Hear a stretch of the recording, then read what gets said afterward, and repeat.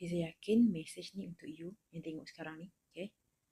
You terima ke tak terima ke, tapi Fiza yakin ni untuk you. Dengar je. Okay. Apa pun you lalui sekarang ni, ada ujian, masalah, dugaan bertubi-tubi,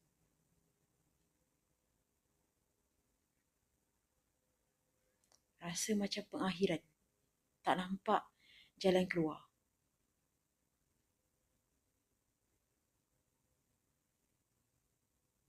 Tapi Fiza nak you tahu,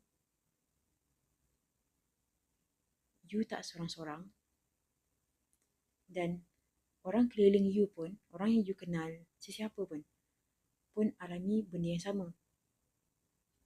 Tapi berbeza dengan orang yang lain, dengan ahli keluarga yang lain, dengan situasi yang lain. Tapi semua ada masalah, dugaan, ujian masing-masing tersendiri. Sama-sama berat. Bukan you je, semua orang alami benda yang sama. Tapi nak tahu masalah ujian you tu boleh selesai ke tak, cara you react. Reaksi you.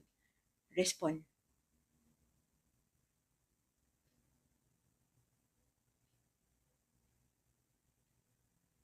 Sebab tu, ada masalah ke ujian ke apa, walaupun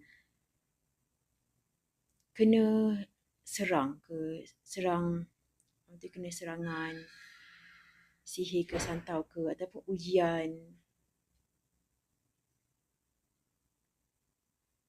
semua main dekat fikiran tau.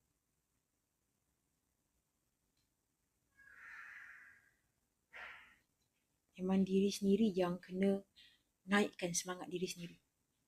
Dari situ, apa pun masalah you, ujian you, boleh selesai. Jumpa jalan keluar. Semua benda, semua masalah, apa pun kat dunia ni, ada jalan keluar. Tapi tengok respon kita. Mungkin kalau ada panas baran, ataupun cepat sangat meleting. So masalah kecil boleh jadi besar. So tengok fikiran you masa tu.